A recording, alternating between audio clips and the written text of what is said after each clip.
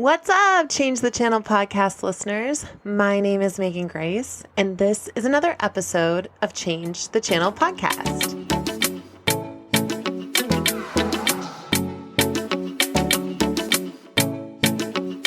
Thank you so much for joining me. On this episode of Change the Channel podcast, we are going to talk about one of my favorite things in the world, which is celebration. I love to celebrate. I am an Enneagram 7.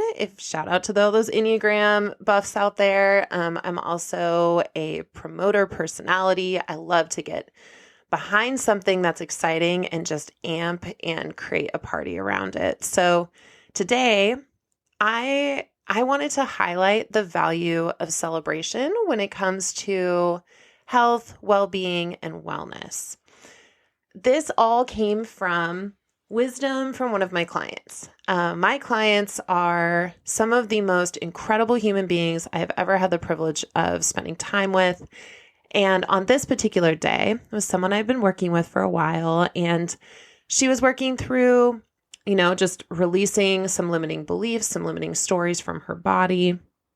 We've been doing this for a while. And on this particular day, it was a day that we had rescheduled our session because of, I think it was my health at the time. I was needing to be in integrity with what I was able to show up as. And, I love to spread a lot of things, but I'm not trying to spread some illness to my clients. So I had canceled our session before, and her reflection of what came from that was so powerful.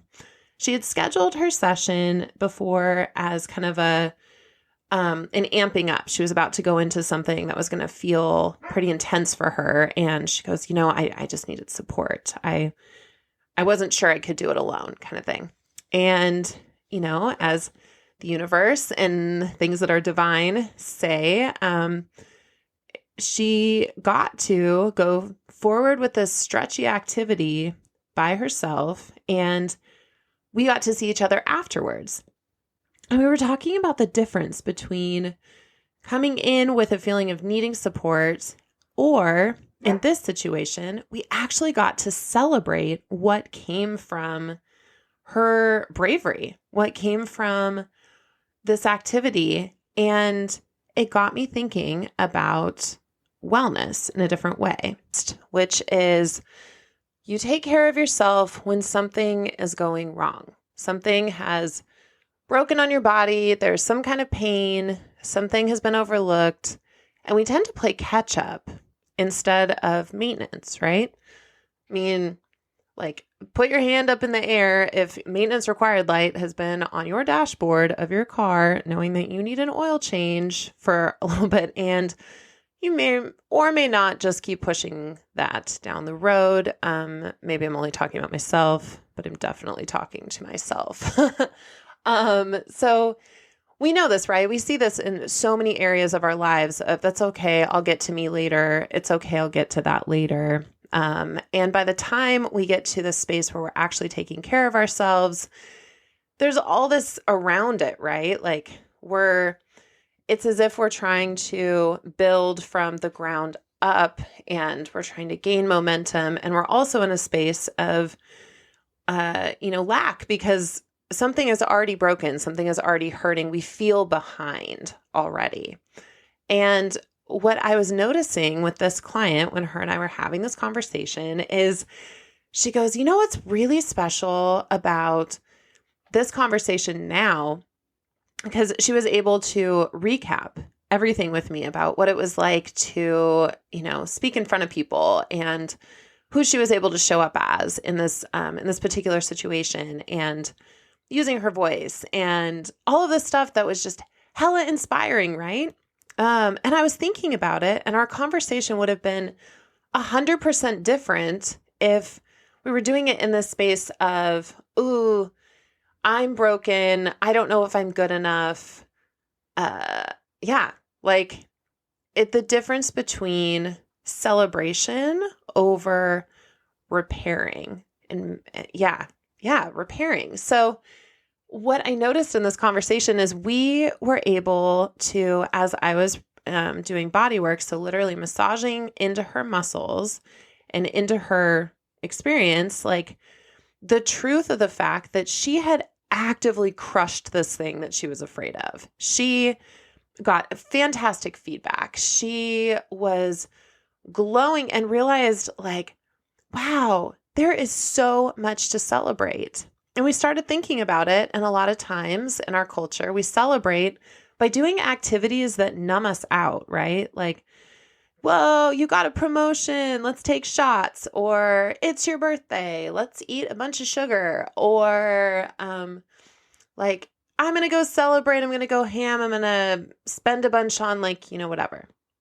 Now, I'm not saying that those versions of celebration are not valuable, because I just freaking love to celebrate in lots of ways. But this was a different kind of celebration. This was celebration fused with wellness, where we were literally massaging into her muscles the story of victory and abundance and the things that she could do and how powerful she is. And she goes, this is so different. Being able to celebrate in a space of being present and being in presence is so different than celebrating by, getting out of your mind a little bit.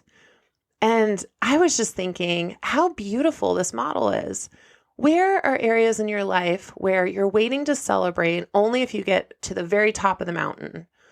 Or are you celebrating in ways that literally take you out of your body so that you're having sort of the separate from yourself experience, and then your body is simply used for work, or do. In this amazing conversation, I realized that we get to fuse the two together. We get to infuse the being with the thing that we've done and come to it with a space of celebration and groundedness and wellness and well-being. What would change in your life, Change the Channel podcast fam, if instead of waiting for either breakdown or the most massive breakthrough in your life to take care of or attend to your wellness, what if you created a pattern of celebration being a part of your wellness and well-being, connectivity, groundedness, love, abundance, sharing with other people in a way that says, yes, like, how can we root this into every fiber of your being so you get to take this with you into every other situation that you may be doubting yourself about, right? Celebrations are a profound and powerful part of our lives, almost as if, to me, it feels like, with breathing. When we breathe, we both inhale and exhale, right? We're a culture that I feel like tends to inhale, and hold our breath for so long. And the exhale tends to feel, it's almost like we get stretched to the point where we just can't hold it anymore. And then we finally exhale. And it's a whole freaking thing. What if we infused celebration, joy, connectivity into our everyday wellness, everyday well-being, and allowed it to become a routine that is as natural as breathing? What would shift for you? What would shift for the people that you love? What would shift for your work? What would shift for your health? What would shift for your children? What would shift for your children's friends that come over to see you? What would shift for your clients? What would shift for your coworkers? Can we be people that move through the world with a spirit of celebration, with vibrancy and fire in our bodies, looking for opportunities, basking in opportunities, inviting in opportunities for celebration, and see that as part of our wellness, wholeness, and well-being? I'm all about that today. I'm stoked to find a million ways to celebrate in all shapes and sizes, big and small. Will you join me?